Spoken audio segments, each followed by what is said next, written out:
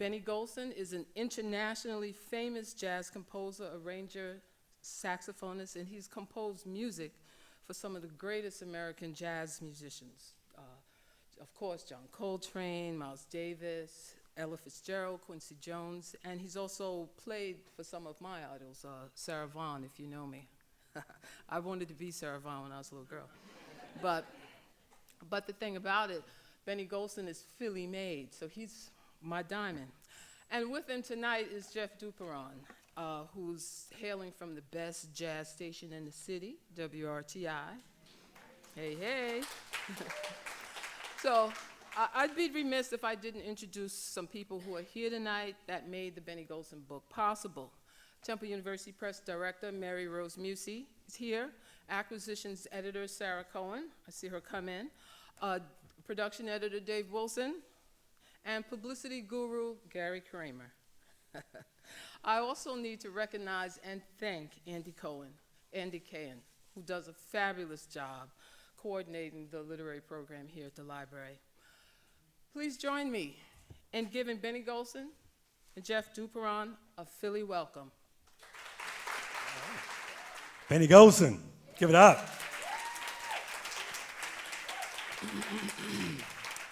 You know, I'm back home, but things have changed. It didn't look like this when I left. They waited for me to leave to do all of this stuff. But you got taller too, so everything that was big that you thought was huge is now smaller. I never thought about that. Think about that. We're glad that you can come in tonight. Oh, and by the way, there may be three lucky individuals here in the auditorium because Joe Fields, who's the executive producer of Benny's latest release, it's called Horizon Ahead, sent me 3 copies. And under the seat, somewhere in here, Andy put my business cards under 3 seats. So if you want to just, before we start, you want to stand up just to see if you are the lucky person, come and see me after this conversation, and I'll have a copy of the music that you've been listening to. I got them up and working, Benny, didn't you? I'm telling you. Just hold on to your card, and when Benny comes out front to autograph his autobiography, then I'll have the CDs with me. Okay? It is a great pleasure to sit here tonight. I'm going to put it in my hand. That's going to be easier for me. Come here tonight and have this conversation with you about this marvelous new book, Whisper Not, the autobiography of Benny Golson. I'd like to start at the beginning. Describe for us the elation that you felt when your mother came home with this big case and you opened it up and didn't know what you were doing when you finally pulled it out of the case. The feeling, what's the word? Ineffable. There are no words to describe it. I was transformed into somebody else, a happy kid. We had just gotten off welfare, and I thought if I got a saxophone, it would be one of those silver ones you see hanging in the pawn shop window, something like that. And she brought home a brand new Martin saxophone, $1 down and $1 for the rest of your life. But once you got that saxophone out of its case, did you even know how to assemble it? I didn't know how to assemble it because when I saw Arnett Cobb at the Earl Theater at 11th and Market, do you remember that? That was before my time. Uh-oh. Then maybe, I'm not hiding my age, but I was a kid, 11th and Market, the Earl Theater. First time I'd seen a live band, and I was a piano student. I thought I was going to be a concert pianist. And when I saw Lionel Hampton and Arnett Cobb get up out of the saxophone section and walk to the edge of the stage, and that microphone came up out of the stage, I was in awe. The band made a break, and he swooped in with that memorable solo on Flying Home. The piano started to fade.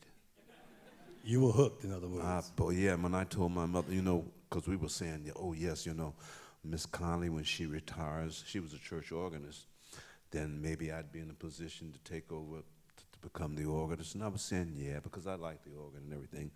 But now here I am telling her, Mom, I don't think I want to play the piano anymore. I want to play the saxophone.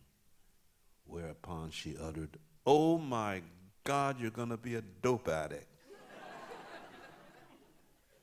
Well, that was resolved, and she became my champion for me and my buddy John Coltrane, because we were amateurs, and we were in my living room every day with those 78. Do you remember 78 records? I Tell do. me you do. I've got some of those. Thank you. Yes. When we got those 78 records, they were black and shiny, and they cost 37 cents for each. But when we finished moving that tune arm back and forth, what did he do there? Wait a minute, what was that third bar? Wait a minute, what chord did he play? They were dull and gray. Nice thing about getting that saxophone in your hand and starting Oh. to play is that you started to develop skills that today are revered around the world. So thank you so much for thinking about changing the instrument and going to a saxophone, because we really appreciate it as listeners. Yeah, well, when that was all getting started, it was the summertime, you know, and the windows were open. We had the screens in. And when I played, the neighbors could hear me, of course. And they wanted to kill me. It was horrible. And then John joined me, and they wanted to kill 2 people. Your mom had some wonderful things to say to both you and John Coltrane when you came back from a gig that you thought you were going to be on, but as it turned out, Oh, you remember that? yeah, you were fired, right? That's the night we got fired and didn't know it. Yeah, we thought we were doing pretty good. And Jimmy Johnson and his ambassadors, you see. And we were playing the gig. The music wasn't exciting, but we'd come out of my living room and we're playing before people. Well, we were on our way. This is where we wanted to go. And we thought we were doing pretty good. But I guess we weren't, because Jimmy sent his son by my house a night. We usually gigged around, well, on the weekend, Friday and Saturday, sometimes Sunday. I mean, it was good for me because I was still in high school. I was 16, John was 18. But he sent his son by to tell me, I was at 17th and Diamond, that the gig was canceled. Then he went over where John lived, over 12th and Master, to tell him that the gig was canceled. So John came over to my house, because he was always there, because we had a house and he was living in an apartment. So it was a little more room, the record player and the piano in the room, and what we were doing, it was more conducive to playing. And we should play the records. So he came over and we were lamenting about not being able to play, losing that gig. And so we were sitting there with sad faces, and my mother said, why the sad faces? And John said, oh, we had a gig, Miss Golson, and it was canceled. The music was corny, but we wanted to play, you know. Now, my mother, she was not a college graduate. She didn't even finish high school. But in the old school, they said she had a lot of mother wit, you know. She could have easily gotten a job with the FBI, the KGB, Scotland Yard. She said, In other words, she was on your case, yeah. in your business. Yeah. She said, what time did he send his son? I said, well, he came here about 6:30. She said, well, what time was the gig? I said, 8:30. She said, nobody cancels a job 2 hours before you're supposed to play. And then she thought again. She said, I'll bet you they're playing without you. And John chirped in, oh, no, Mrs. Golson, they wouldn't do that. She said, it was me. I'd go up there and see. I looked at John. He looked at me. He said, let's go. It was about 6 blocks from my house, 21st of Columbia Avenue, the American Legion Hall. So we got about a half a block from the American Legion Hall, and we heard this band play. And John said, Benny, they're playing our music. I said, John, they got about 6 different local bands here. Jimmy Gorham, Jimmy Adams, Jimmy Johnson, and there were some others. I said, we have to see who they are. So we went up to the door, you know, where you get the tickets, and you open the door, and you had to go down the steps and across the dance floor, and the band was situated against the wall. Well, we could hear them when the door opened, but we couldn't see them. So the next time the door opened, I guess they thought we were crazy, we fell on our stomachs. And we could see them. There was somebody in my chair, and there was somebody in his chair. We went back to my house, and when we opened the door and walked in, my mother said, "What happened?" John said, "You were right, Miss Golson." When we went in the living room, we didn't even sit down this time. We just stood in the middle of the floor. And I remember it like it was yesterday. I was so hurt. Jeff, I really wanted to cry. And I know he wanted to cry, but we were too hip to cry in front of each other. You know, we just stood there in pain. And my mother came over. She saw we were hurting, put her arms around both of us, and she gave us a nice big squeeze. And she said, "Baby, don't you all worry. One day you both will be so good they won't have enough money to pay you." But we didn't believe her. But years later, we were playing, not together, up at the Newport Festival. John had just gotten his soprano, and he had just recorded my favorite things. He was noodling around, and I was trying to find a reed. Art Farm and I were there. We had just formed the Jazz Tet, and we had recorded Killer Joe. And he took the horn out of his mouth and started laughing. I said, What? He said, "You remember Miss Golson said?" I said, "What?" And what I just said, "One day they wouldn't have enough money to pay us." I said, "Yes." He said, "Well, those guys who fired us are still in Philadelphia, and we're at Newport." And we both started laughing. And the rest, as they say, is history. Yeah, it was something, yeah. And we got better. We got better. What happened? We got so good that the neighbors now started to put in requests when my mother would go to the market. Do they know how to play "Don't Blame Me"? Can they play "Body and Soul" or "Embraceable You"? So we'd play those tunes, and they'd put up with the other nonsense that we were doing. Between you and John, when you did play, which one of you took the longest solos? Oh, I don't remember that. I don't remember. Maybe we both took long solos. But we had an old upright, I was a piano student here before. We had an old upright piano in the living room, and there was an overstuffed chair by the window. He would put his leg over the arm and the horn in the cushion. And one of the songs he used to like to play was "There's No You." And I would half play the piano. I was a classical student. I didn't know much about jazz on the piano. And when I wanted to play, he would come to the piano and play worse than I did. And then I would try to play something, but we only had each other. There were no schools where you could learn, no universities, just the 78 records. And that's what we were doing. And we did that a lot until we joined Jimmy Johnson. We thought we were on our way until we got fired. You talked about playing music and creating music, which is what you've done profoundly over the years. Compositions like "Stablemates," "Along Came Betty," "Killer Joe," and one in particular that has been what I'd like to refer to as an evergreen in the jazz repertoire, and it's one that you wrote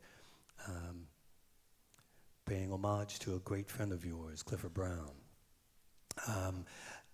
Describe to the audience, and if it's too painful, please just say so, but describe how you felt when you first learned about Clifford Brown passing away and what was happening at that moment in time. I happened to be, let's see, where am I? I'm in Philadelphia. I happened to be playing the Apollo Theater in New York with Dizzy Gillespie. And we were on a break, standing outside the stage door at the rear of the theater on 126th Street. Well, up 126th Street and around the corner on 8th Avenue was an oasis of a sort, symbolically. It was a bar. And sometimes the guys would go, and they would stay a little too long. And when they came back, their performance was a little weak.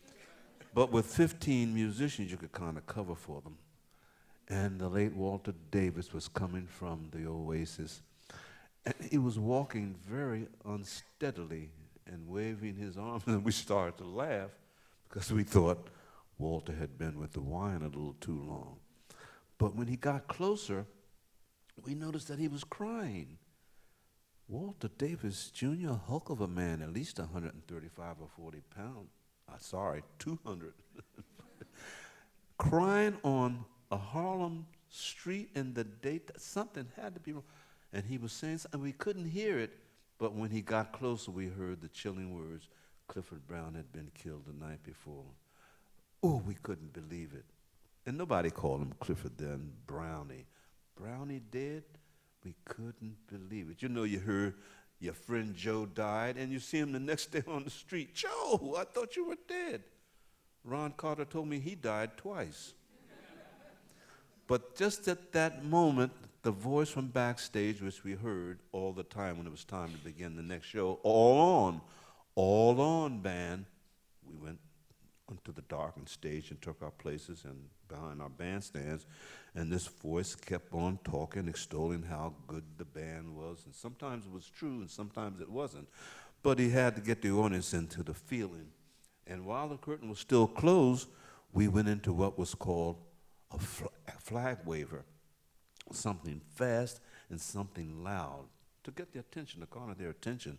The curtains would swing dramatically open, the lights came up to full intensity, and the bandstand rolled dramatically forward.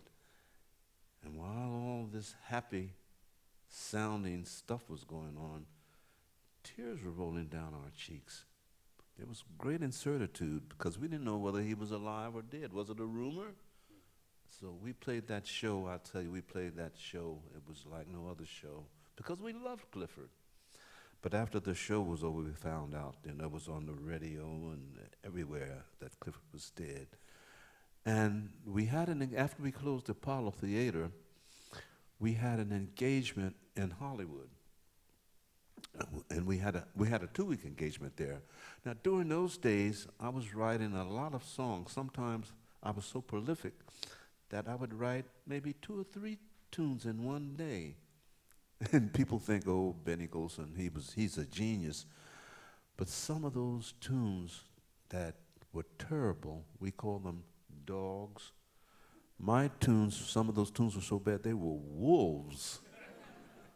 So the Maharaja and the Blues, I'm finger popping and hip shaking. I mean, they were terrible, you know. But this tune, when I started to write, it took me almost the 2 weeks to write it because I knew Clifford so well. I wanted every note, I wanted every interval, I wanted to write every nuance to be reminiscent of Clifford Brown. And I don't usually tell people this, but heck, what does it matter? Some of those days when I was sitting there writing, the tears were rolling down my eyes, my face, because the way I felt about him.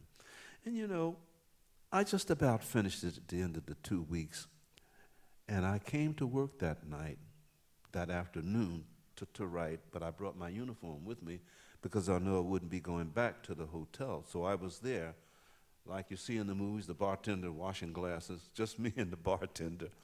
But Dizzy happened to come in early. So I said, well, since he's here, you know, let me find out what he thinks about it, because sometimes you can create something and you think it's fantastic and it's nothing, or the antithesis of that. So I asked him, did he have a moment to hear something I was doing? So he said, yeah. So he sat down, put his trumpet case on the table, and I began to play. After about 8 bars into the tune, he opened his trumpet case. He took his trumpet out. I said, oh, wow, he doesn't even know the tune he's going to try to play it. He really digs it. But he fooled me. He took out a flask of kerosene that he used to lubricate his valves, and that's what he started doing while I'm playing. Then he put some down the bell and blew it, and it got all over me and the piano. Oh, I was so discouraged. But I finished it. And when I finished it, he put the trumpet down and he said, "That's beautiful. What is it?" I said, "I don't have a title yet, but I'm thinking about calling it I Remember Clifford." And I told him why I was writing it. And then he said to me, "Can I record that?" He says, "I have a recording coming up in a month with Norman Granz." You remember Norman Granz, the Philharmonic. "Can I record it?" Now, he didn't know that when I was in high school, Benjamin Franklin, I had his picture on my wall at the foot of my bed so that when I woke up every morning, I could dream that dream. Will I be good enough to play with the likes of Dizzy Gillespie one day? My hero had come down off the wall and asked me, could he record my song? I was young and foolish. Inside, I was screaming, bungee jumping, but I had to give a hip. Yeah. But in that same band was a young player, trumpet player, right here from Philadelphia, named Lee Morgan. Blue Note heard about him, and they grabbed him for his first recording. And his first recording was not coming up in a month, like Dizzy's, 2 weeks. And he wanted to record it. Lee Morgan was the first to record I Remember Clifford. Dizzy was the second. And you might remember the trumpet player named Donald Byrd. Remember the Blackbirds? He was the third one. Now, on the fourth recording, I got a surprise because I thought it was a trumpet piece. Sonny Rollins recorded it. Then after that, everybody started to record it. Then John Hendricks wrote words to it. Who was the first? Carmen McRae did it with strings. Then Dinah Washington did it, and then some other things. I'm trying to think. The Manhattan Transfer did it later. Now, I went to Japan about 7 or 8 years ago with Ron Carter. We did a thing over there. And the Japanese, they are punctilious people. They cross every T, they dot every I. And one in the crowd there approached me and asked me the question, "Mr. Golson, do you know how many recordings there are on I Remember Clifford?" I never thought about it. He said, "There are more than 200. I said, "Wow." And then I said to myself, how do they know that? But you know, I found out that any one of those Japanese who were jazz fans, you walk up to any one of them and say, "Who played third alto with Benny Goodman in 1939? Wham! They'll tell you just like that. About a couple of years later in New York, somebody asked me the same question. And there were over 400 recordings. And about a year ago, somebody asked me that same question again. There was over 500 recordings on it. I found out that that tune was played at weddings, at funerals, at divorces, every time, every kind of way. I Remember Clifford, yeah. I remember. Guys, you see how easy my job is? I don't have to talk much at all. But for someone who is a, what's the word I want to use? Raconteur, as yourself, I understand that you had some difficulty finding the words when you first met Bobby Hurd. She was my second wife now. See, I don't want to even tell you about the first one. You don't want to hear about disasters. When I saw her, I almost collapsed on the stage.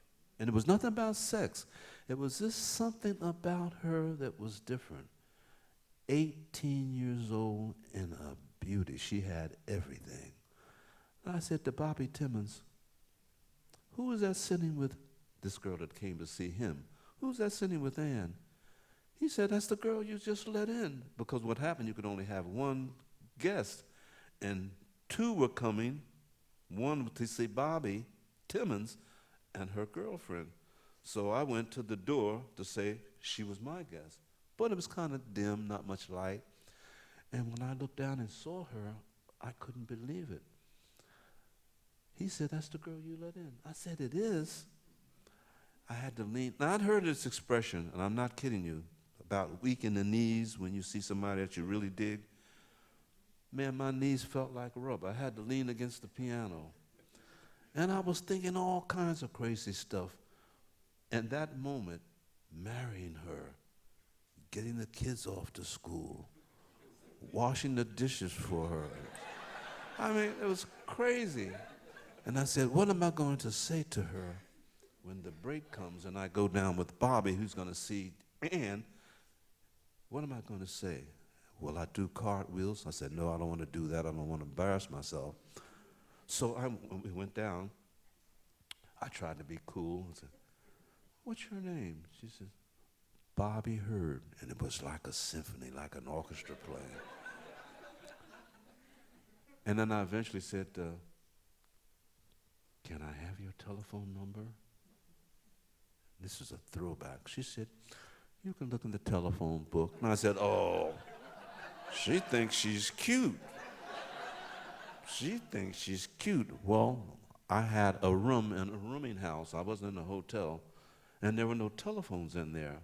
But about 7 o'clock in the morning, I was walking the street looking for telephone booths with the telephone book. So you can look it up. So I could call her. Yeah, and when I called, she wasn't at home. I said, oh, she knew I was going to call. And her brother answered the phone, and he said, no, she's at ballet school. Ballet? She's a ballet dancer? So I called. I said I wasn't going to call, but I called again. I had to call. And I got invited to her house. I met her mother. I don't know how her mother accepted me. I was 29 years old, and this girl was 18. Some of the people had to be calling me a dirty old man. But I had honorable thoughts in mind. I was divorced. I had 3 kids. Her mother dug me, but her grandmother didn't want anything to do with me. When we got married about a year later, everybody was there. You remember G.G. Grice, the alto player? Yes. He was my best man. Yeah, we got married, and her grandmother wasn't there. But she came to know me later, and she fell in love with me. So it worked out nice. Oh, boy. Now, I went to the dance school, Jones Haywood, and incidentally, Cheetah Rivera, if you remember her. She was a student there, too, at that time, to see what she was doing, And from the room upstairs, they had a little square window. I could look down at the floor, and I could see them. And she was spinning, and she spins so fast, the bun that she had, the ballerinas had this bun on the back, and that bun came off. Oh, and they were dancing to Schubert's Unfinished Symphony. I said, boy, isn't that something? I went to see a dance once in Boston. I said, wow, that's incredible.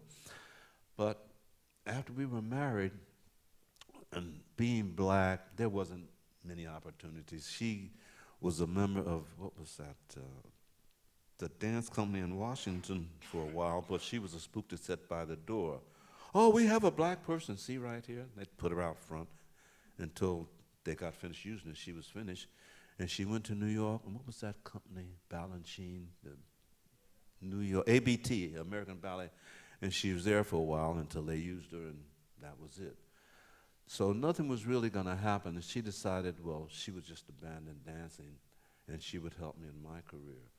Now, she couldn't travel with me because we soon had a daughter who's here tonight. So, oh, there she is.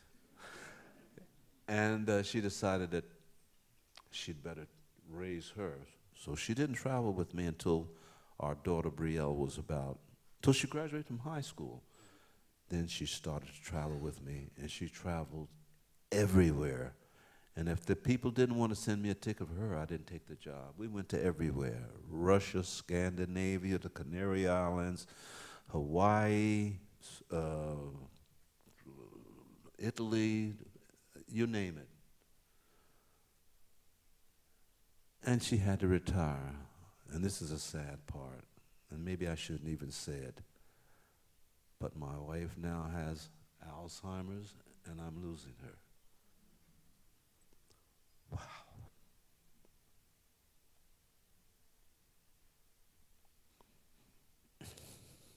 Take your time, man. It's good. We're here for you. But I still love her. She says strange things sometimes. A couple of weeks ago, she said, "Where do you live?" I said, "Right in this bed beside you every night." Yeah, she asked me, "Where am I going?" about 10 or 20 times, and I tell her. She forgets. But she's been a wonderful wife and gave me, that first marriage I had 3 boys. I always wanted a girl, and she became pregnant. There were no ultrasounds then, so we didn't know. And I said, well, it's going to be another boy. Went to the hospital, and they came out of that room, maternity room, wherever it was. It's a girl. And Jeff, I started to cry. And I had a newspaper in my hand. And the nurse said, keep that newspaper. It was the day I have that newspaper. It's a girl, Brielle. It's a girl. Yeah. So one more question before we open it up to the audience members. I want to talk with you about, I saw one of your buddies last week, Jimmy Merritt. Oh, my goodness. And we go all the way was- back. yeah. 65 years at least. He's doing well, and I was thinking about Art Blakey and the Jazz Messengers. I mean, there's so many different configurations of that band. Mm-hmm. Some would argue that the most prolific messenger band was the one that came out of Pennsylvania, with you and Bobby Timmons, Jimmy Merritt on bass, Art Blakey on drums, and Lee Morgan. Just an amazing band of musicians coming together and playing some music with spontaneity and with soul and with feeling. Tell us about that band. That particular album there were albums then, was called Moanin'. So when Art Blakey always referred to that group, he would call it the Moanin' Group. And somebody asked him, out of all the 46 years that he had the Messengers together, what was his favorite group? He said, the Moanin' Group. Yeah. Incidentally, one of the tunes on that was a tune called Blues March. Mm-hmm. When I suggested that he play a march, he thought I was crazy. He said, nobody plays a march in jazz, except in New Orleans when you're on your way to the graveyard. I said, Art, no, not the typical military march. I said, have you ever heard that college in the South, Grambling? Have you ever heard them play marches? I said, their marches are funky and dirty and greasy. He never did call me Benny. Golson, it will never work. I said, well, let me try, Art. It's not going to work. And finally he said yes, because he knew it wasn't going to work. And I was living in Harlem, 116th Street and 7th Avenue. I had a room with my aunt. And on the weekend, I had so much inspiration. There was one big window in my room, and I put that window up. And on the weekend, you heard automobile crashes. You heard pimps berating their ladies. You heard friendships being broke up. You heard fights. I said, now I can write. What would I write? Well, typically, let's see, a blues. I did. Now, I had just gotten an upright piano for $50. Wow. And the reason I got it for $50, and they delivered it, it was black, of course, but whoever had it before I had it, they were very creative. And on the left side, they started to paint it a beautiful emerald green. And they got halfway, and they got discouraged. So when I bought it, it was half green and half black. And that's the piano I wrote Blues March on. So we got to the rehearsal, and Art said, well, what do I do?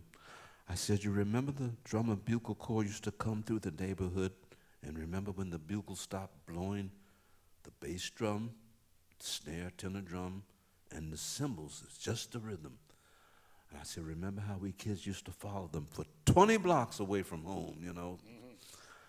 I said, try to approximate something like that. He said, well, how will you and Lee know when to come in with the melody?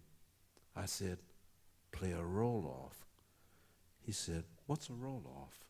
Well, I couldn't play the drums. I had to do it with my mouth. I said, play this. He said, oh, Golson, it's not going to work. We were working in Small's Paradise up in Harlem, 7th Avenue, 135th. I said, play it. So, okay, we rehearsed it. I said, now tonight, now you see I like to talk. I do. And my wife always said I talk too much. But I tell some of my audiences, my wife says I talk too much, but she's not here tonight. I started talking to the audience. Ladies and gentlemen, and this was the premiere, we're going to play a tune that you've never heard the likes of in the annals of jazz. It's a march, but it's not a typical march. It's going to feature our drummer, and then I went on and on and on. Now, in Small's Paradise, there was no dancing because the place wasn't really large enough to dance. So there were little tables, just enough for sit-up, and 2 people to sit there, but no dancing. So we started to play, and he started to play, and he played the roll-off. Lee Morgan and I started to play. Now, the people were sitting there like this. They were digging the music. And then Art added a Bobby Blue Bland backbeat. Then we saw the head started doing like that. Then he really got into it with that rhythm, and then we saw that. And after all, these people got up and started dancing and knocking the drinks over on the floor, and he was playing. He looked over me and said, "I'll be damned." And he played Blues March with I don't care who came in that, he had to play Blues March. Play Blues March. And I have to tell you, nobody played it quite like him. He was something. What was the greatest experience I ever had in my career? Playing with Art Blakey. Art Blakey. That guy did not know how not to swing. And when I left him, because I want to do other things, I couldn't play with another drummer comfortably for 6 months. Oh, I was so uneasy. It sounded like the drummer was tuning up, preparing to play all the night. And I happened to mention it to Freddie Hubbard, and he said, "You too?" Yeah. He had the same problem when he left. It's incredible. Benny Golson, ladies and gentlemen. Whisper Not, the autobiography of Benny Golson. Yes, thanks for coming in and talking with us, Benny. I want to ask you, what do you think about the jazz as it was back during the 50s and 60s, and whether the younger musicians today are continuing on that tradition? Do you think they're doing a good job with it, taking it to another level? I mean, what would you say is comparison with then and now with the music? Music, and jazz in particular, has always been viable. But music, like everything else, progresses. We don't ride around in a 1930 Ford anymore. Things change. Our clothing changed. Our styles. The foods we eat even change. I mean, at one time I used to have hair, but I changed. You see, things change. And usually, when we talk about music, it changes for the better. When things change, we won't want them to change and get worse. When we strive as musicians to practice, we don't practice to get worse, we practice to get better. And the more you do a thing, providing you have the talent, they get better. And that's what it's all about. Music's come a long way, and it might have a long way to go. This might not be the end of things. We're hearing hip-hop and lead and all kinds of things. We don't know, because we are creative people, and creativity never retires, you know? And no one person knows everything. And when we create things that had no prior existence, it's like giving birth. And we're waiting in a symbolic, metaphoric waiting room. Is it going to be a boy or a girl? What is it going to be? And people say, you write all these popular tunes. When I wrote those tunes, I had no idea what was going to happen. My wife told me when I wrote Killer Joe, it would never make it. And after we recorded, and it did well, and she got 3 or 4 fur coats, she changed her mind. So you don't know. You find out when people start plunking their money down to buy the recordings, plunk their money down to come and hear you play. The disc jockeys are playing. They get requests. There are magazine articles about me or the music. Then you know. Because if it was the other way, I'd wake up a lot of mornings and say, I think I'll write a couple of hits today. But it doesn't happen like that. We never know. You tell us. Bert, thank you so much for so many years of wonderful music, and you're a really great storyteller. And I would like to know the inspiration for the tune Killer Joe, and also Along Came Betty, because I'm part of a line of Bettys. My great-grandmother, my mother, Elizabeth, called Betty, and she named me Betty. So I need to know something about Well, that I won't take up too much time, but let me tell you about Killer Joe. When I first came to New York in the mid-'50s, I joined Dizzy Gillespie. And we used to play at a place called, you might remember, a place called Birdland, quite often. And the way Birdland was set up, the stage was like this, but the steps coming into the club came this way, facing us. So as we were playing, we could see everybody coming in. And we used to see these guys, and they were usually black guys. They had their hair coiffed. They had on diamond rings. Their fingernails were manicured. They had on nice silk-type suits, expensive alligator shoes. Their Eldorado was being parked by the attendant upstairs. They had a lady with them, draped in fur. Sometimes they had a lady on each arm. And I found out, there were several of these kinds of guys, and I found out that none of these guys worked. Now, I was green, and I couldn't put that together. We went to Chicago. I saw the same thing in Los Angeles and Miami. We came back to Birdland. Now, the alto player next to me, he was a little older and he had a little more experience, and he saw the look on my face. I'm looking, what's going on? These guys don't work. He leaned over to me and said, these girls work for him. I said, oh, stenographers. But 3 o'clock in the morning, you get what I'm talking about. Pimps. I said, I was writing a lot of tunes those days. I said, I got to write a tune about this. I've got to come up with a character. Now, what am I going to call? What will his name be? It has to be a common. Joe, that's a common name. Now, when I was a kid, I remember that there were guys that were writing numbers, selling bootleg liquor, and there was always somebody in the group named Killer. Killer Johnson, Killer Green. So my character, representing all the pimps in the world, was going to be Killer Joe. And I got up one morning, and I had 2 chords in my mind. Jan, jan, jan, jan. Now, I couldn't play the chords and a melody that I was conceiving at the same time, so I was playing these 2 chords, but I was thinking in my mind what the melody was going to be. Now, my wife was in the apartment. She couldn't hear what I was thinking. All she heard from 9 o'clock in the morning till 9 o'clock at night was jan, jan, jan. So when I got the tune together, she was the closest one there. Oh, but let me tell you this. I kept noticing that every half hour or so, she would leave the apartment. Now, snow was on the ground, and she didn't put on any clothing. But I didn't think about it. But she was about to throw up from hearing these 2 chords, and she had to leave the apartment from time to time. So when I asked her, what does she think about this tune, she's waiting 12 hours for me to ask her. It'll never make it.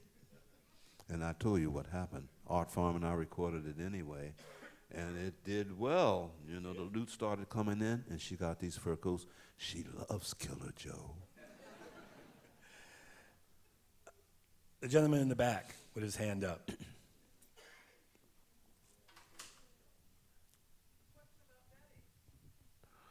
Oh, you want me But to you tell got- about Betty? you got- Okay, I'll tell you about Betty. I'll try to tell it quickly, otherwise the time will be eaten up. I was playing with a rhythm and blues group, Bull Moose Jackson and his Buffalo Bearcats. That's who I left Philadelphia with, even though I wanted to join a jazz band. And we were playing a town called Dayton. And those days, when you were with a band and you looked out in the audience and you saw a lady that, you know, you wanted to get to know, strange things happened because you went into an altered state of consciousness. And while you were playing, maybe your eye was winking, or as you were playing, you were, meet me at the stage door, meet me. Strange stuff like that. But anyway, I got to know her. Her name was Betty. And I was still living here in Philadelphia then, and she was living in Dayton. She moved from Dayton to Philadelphia. Things were getting thick. I thought maybe I was gonna marry Betty. But it turned out that Betty was a little more slick than I was. So one day, she could see I was getting tired. She disappeared, she was gone. Okay, because I had all things in mind about a marriage, but I think that was the worst close call I ever had in my life, where I almost married her. Yeah, that was Betty. But during the time that I knew her, I wrote a song called Along Came Betty. Now let me finish it. I told you I met Bobby in Washington, D.C. I met Bobby and I married Bobby. And I had written this darn song, Along Came Betty. We were newly married, and I'd meet people, and they'd shake my hand, and they'd turn to Bobby and say, "And you must be Betty." and that wasn't going over too big. Mr. Golson, what would you say, out of all the compositions you did, would be the ones that are the most satisfying, the most challenging to you to this date? It's strange that you asked me that question. Many of my students ask me that question, and my answer is always the same. I haven't written it yet. No, there are things to discover, new things to do. The mind is capacious, and you have to have imagination if you're creative. If you don't have imagination as a musician, it all becomes academic. It's a moot point. You've got nothing to say. You can't think of anything. Well, and that's why the new release is called Horizon Ahead. That's right. And I arrived at that title because the late Hank Jones said to me, I saw him somewhere, and we were talking about the music, jazz, and he likened what we do to a horizon that is never being satisfied. And it was sort of philosophical, but then I thought about it, and what he was really saying, not arriving at the horizon and not being satisfied means you're always striving to get to the horizon. Nobody ever says, well, here we are at the horizon. There is no such thing. And there's no such thing as being totally satisfied. If you are, it's like falling overboard and the ship sails over the horizon without you and you're forgotten. No, I don't want to ever be satisfied. That's a caveat I want to avoid. I'd rather be like Avis to Hertz. They try harder. That's me. Thank you for coming out, Mr. Golson. My question is, how did you persuade Art Blakey to take on the Philly Cats who was at that time considered the Young Lions? Lee Morgan, Wait a minute. Bobby What Timmons. I missed it. What was that first name? How did you persuade Art Blakey to allow these young cats from Philly to come into the, become the jazz messengers? I knew somebody was going to ask me that. I didn't join the Messengers. I came in as a substitute. Jackie McLean had fallen ill, and he needed a sub. And I came in to play, but I knew who he was, of course, but I never played with him. I played that one night, and that experience really was like taking dope, I guess, getting high. And it turned out that Jackie got better, but he decided he wanted to form his own group so he wouldn't be coming back. And now I had just about 4 or 5 days under my belt, and Art asked me, could I join as a permanent member? Oh, and I was digging what he was doing. Oh, boy. But I had to tell him no, because I just come to New York. I wanted to establish myself in New York. I was established in New York. I was established here, but I wanted to establish myself in New York, writing for singers, dancers, television commercials, and things like that. So I can't leave town. I have to be here. He says, okay. But what I didn't know about Art Blakey, he wasn't intellectual at all, but somehow he was a pocket psychologist, see, and I didn't understand that. So at the end of that first week, he said, now I know you don't want to travel, and I'm getting more days under my belt and digging what he's doing, you see. But I've got a week in Pittsburgh after this week. Now, it's not going to hurt what you want to do in your career to go to Pittsburgh with me for 1 week. I said, no, I can go to Pittsburgh for a week. Now, Pittsburgh, I've got almost 2 weeks of Art Blakey under me. He's really getting to me. And at the end of the 2 weeks, the 2 weeks I've been playing with him, he said to me, didn't you go to Howard University in Washington, D.C.? I said, yes. He said, I bet you know a lot of people there, don't you? I said, oh, it's like a second home. He said, I bet the people would be glad to see you. I became a jazz messenger. Yeah. And then he said, I said he wasn't making much money because I knew, because I was playing with him. And during the break one night, I said to him, Art, the way you play the drums, you should be a millionaire. His eyes widened, and he looked at me and said, what should I do? I can't believe what I said to him. I said, do everything I tell you to do. He said, what should I do? I said, get a new band. He said, tell them they're fired. I said, I can't tell them they're fired. I'm just coming in myself. But anyway, what happened? I recommended a new personnel.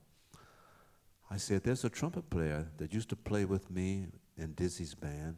He's talented. I said, by now he's about 19. He said, who is he? I said, his name is Lee Morgan. He said, well, where is he from? I said, he's from Philly. Well, who have you got in mind on piano? I said, there's a fellow named Bobby Timmons, and he used to, I can't think of that trumpet player used to play with him. He used to play with. I said, but he can play funky, he can play hip.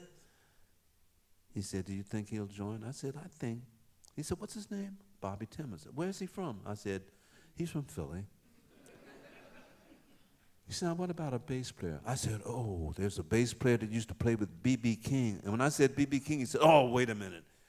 No, we can't have a bass player that used to play with B.B. King. Are you kidding me? I said, well, we used to play with Bull Moose Jackson. He can really play. Are you sure? I said, yes. He said, well, what's his name? I said, Jimmy Merritt. He said, where's he from? I said, Philly. He said, what is this Philly crap? I said, Art, he's from Pittsburgh. I said, we're all from Pennsylvania. He said, Golson, you're a salesman. And that's how it happened. What was it like coming up in Philadelphia, pursuing the music, jazz? It was like an adventure. It was a symbolic safari. We were not hunting live game. We were hunting concepts. We were hunting extrapolations, new ways of doing the old things. We were hunting new ideas. We were hunting new things to say when you play the blues. We were hunting everything possible, and we were greedy. Yes.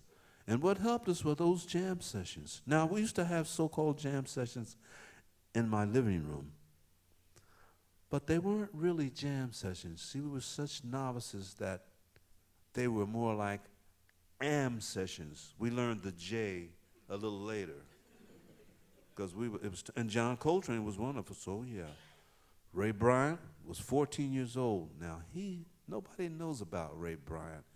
Ray Bryant went to Central High here, that academics high school, and he was one of the top students. Ray could have been a surgeon, an astronaut, a lawyer. He could have been anything, but he chose music. And at 14 years old, he was amazing. Any tune that he knew, and this is difficult, any tune he knew, he could play in any key. Extraordinary. Ladies and gentlemen, thank you so much for coming out tonight.